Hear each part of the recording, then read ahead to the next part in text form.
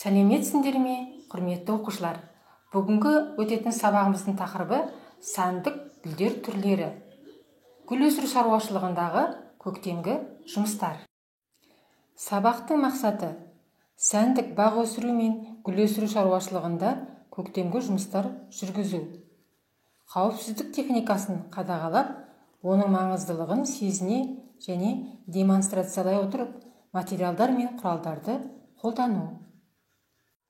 Оқушылар, бүгінгі сабақта біз гүл өсіру шаруашылығы туралы білетін боламыз. Гүл өсірушілер үшін көктем ерекше мезгіл.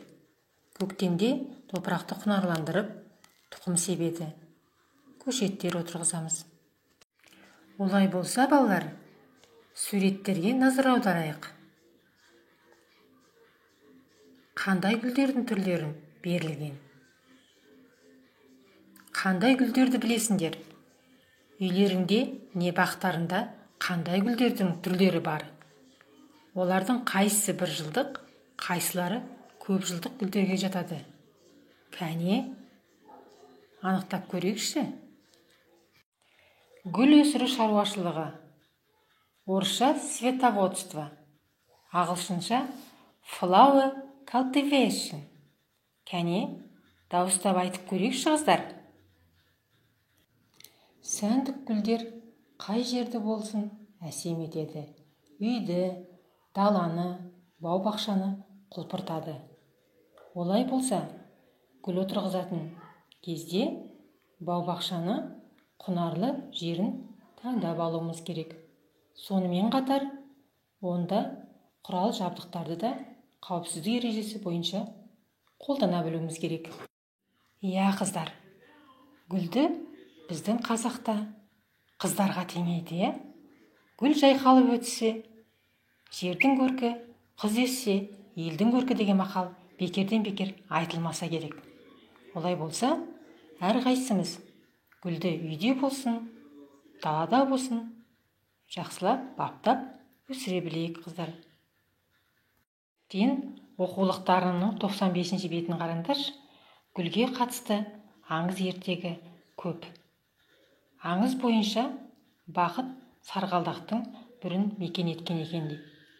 Тек оған ешкім қол жеткізе алмапты. Себебі оның қауызы ешқашан ашылмайды екен. Бір күні бүлдіршін сарғалдақты көріп, қызығыпты да ұстап көріпті. Сол кезде баланың риясыз таза көңіліне, тәтті күлкісіне тәнті болған гүл өз-өзінен қауызын ашқан екен дейді. Қараңдаршы аңызды қыздар.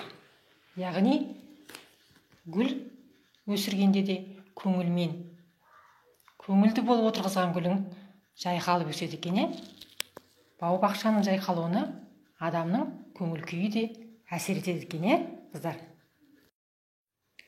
Енді оқушылар, оқулықтарының 94-95 бетін мұқият оқып, қарап шығыңдар. Одан кейін есіктің алдына өздерің отырғызған гүлдеріңнің түрлеріне қарай дәптерлеріңе істеген жұмыстарының түрі мен ретін сипаттап жаза қойыңдар. Сәндік гүл өсіруде құрал жабдықтарды пайдаланудың қауіпсіздік ережелері деген тақырыпта плакат дайындап көріңдер. Олай болса, оқушылар, бүгінгі сабақта гүл әлемінің саябақтар мен үйге, бау-бақшаға, безендіру мен әдемілікті қатар адамдарға жақсы көңіл күй сыйлайтындығын білдік. Онда мына өзін-өзі бағалау таблицасын толтырып көрейік, қыздар. Сабақ аяқталды. Сау болыңыздар.